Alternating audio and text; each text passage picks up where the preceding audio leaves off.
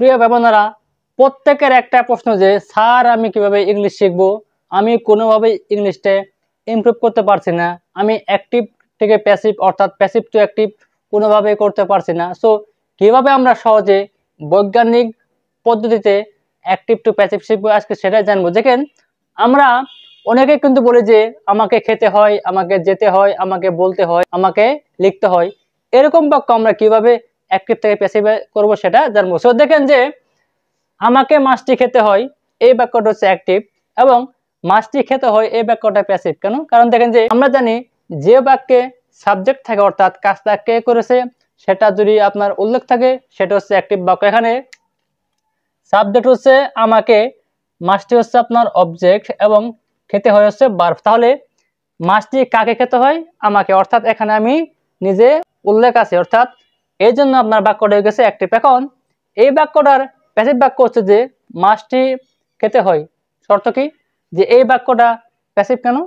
দেখেন যে এখানে বলছে যে মাছটি খেতে হয়, এখানে কি বলেছি যে মাছটি কে খাবে বা কার দ্বারা খাওয়া হয়? নো, এখানে মাছটি কে খায় সেটা বলা নেই, শুধু বলা আছে যে আপনার মাছটি খেতে হয়।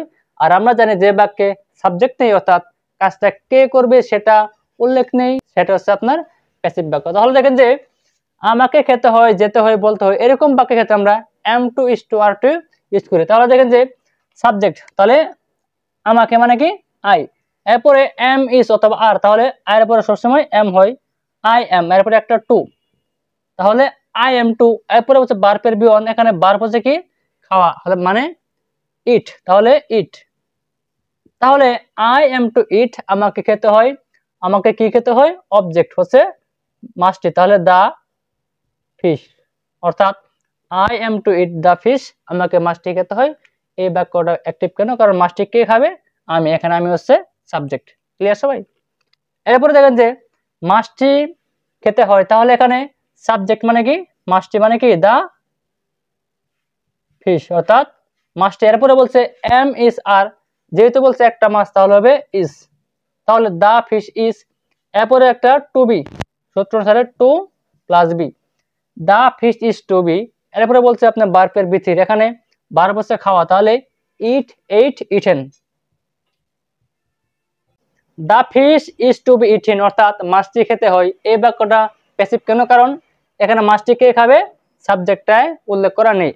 এরপরে নেক্সট বাক্য দেখেন যে তাকে মুভিটি দেখতে হয়, এই বাক্যটা অ্যাক্টিভ কেন? কারণ দেখেন যে এখানে তাকে হচ্ছে সাবজেক্ট, মুভিটি হচ্ছে আপনার অবজেক্ট, এবং দেখতে হয় হচ্ছে আপনার ভার্ব। তাহলে আমরা জানি যে বাক্যে কাজটা কে করে অর্থাৎ সাবজেক্ট দেওয়া থাকে সেটা হচ্ছে অ্যাক্টিভ বাক্য। এখানে মুভিটি কে দেখে?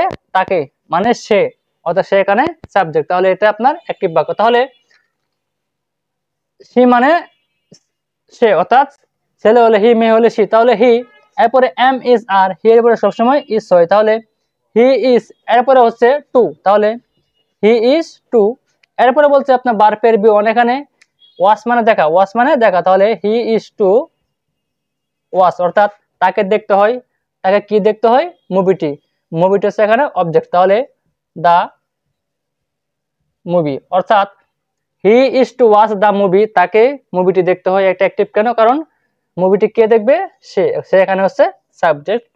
এরপর দেখেন যে তাকে মুভিটি দেখতে হয়, এটার প্যাসিভ বাক্য হচ্ছে আপনার মুভিটি দেখতে হয়। এটা কেন প্যাসিভ? কারণ এখানে বলছে যে মুভিটি কে দেখবে সেটা বলা নেই, কাজে এই বাক্যটা হচ্ছে আপনার প্যাসিভ। তাহলে মুভি মানে কি দা মুভি, সাবজেক্ট দা মুভি, এরপরে বলছে এম ইজ, স্যার, যেহেতু বলছে একটা মুভি তাহলে ইজ, তাহলে দা মুভি ইজ, এরপরে টু প্লাস বি, তাহলে টু বি, তাহলে the movie is to be. এরপরে বলছে ভার্বের বি3, এখানে ওয়াচ মানে দেখা, হয়ে যাবে ওয়াচড,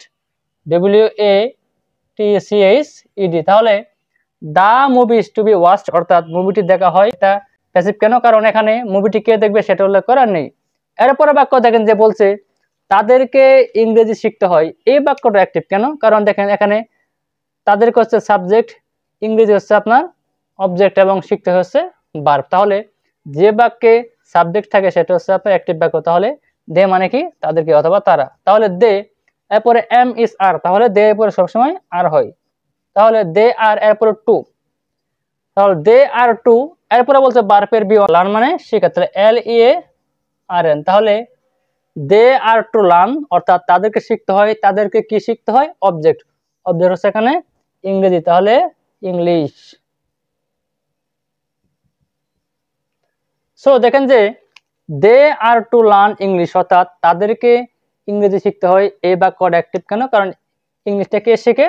দে, অর্থাৎ তার আগে সাবজেক্টটা উল্লেখ আছে। এখন তাদেরকে ইংরেজি শিখতে হয়, এটার প্যাসিভ বাক্য হচ্ছে আপনার ইংরেজি শিখতে হয়। এটা প্যাসিভ কেন? কারণ দেখেন যে এখানে ইংরেজিটা কে শিখবে সেটা বলা নেই, যদি কেউ না কেউ শিখবে, কিন্তু এখানে কেউ শিখবে সেটা উল্লেখ করা নেই, যার জন্য আপনার বাক্য হয়ে গেছে প্যাসিভ। তাহলে ইংলিশ, ইংলিশ মানে কি? ইংরেজি। ইংলিশ হচ্ছে আপনার একটা ভাষা, কাজে সেটা হচ্ছে আপনার সিঙ্গুলার, তাহলে ভার্ব হবে ইজ, তাহলে ইংলিশ ইজ। এরপরে টু, এরপরে বি, তাহলে ইংলিশ ইজ টু বি। এরপরে বলছে ভার্বের ভিতরে এখানে লার্ন, লার্নড, লার্নড হচ্ছে ভার্বের ভিতরে LEARNT, অর্থাৎ English is to be learnt অর্থাৎ ইংরেজি শিখতে হয়। এই বাক্যটা প্যাসিভ কেন? কারণ এখানে ইংলিশটা কে শিখবে সেটা উল্লেখ করেনি। সম্মানিত ফ্রেন্ডস, আপনার কাজ হচ্ছে ভাষায় এইভাবে প্র্যাকটিস করা। আপনি যদি একটা বাক্য বুঝেন, পৃথিবীতে সমস্ত বাক্য এক, অর্থাৎ আপনি যেভাবে বাক্য মেক করবেন এক অর্থ দেবে, শর্ত কি আপনাকে জাস্ট বাংলা বুঝতে হবে। Okay, thank you so much for watching my video. See you again in the next video, next part. Be safe. আসসালামু আলাইকুম।